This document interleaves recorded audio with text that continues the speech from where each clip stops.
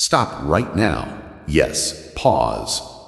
God is speaking directly to your heart, and this message is just for you. He says, I am healing you slowly. Every hurt, every disappointment, every broken piece of your heart, God is mending it carefully, piece by piece, with perfect timing.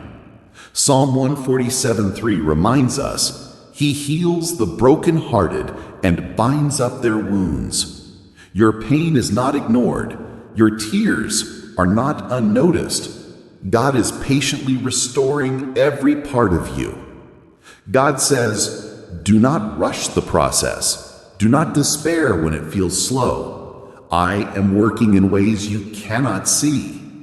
Trust me, for my healing is perfect and lasting.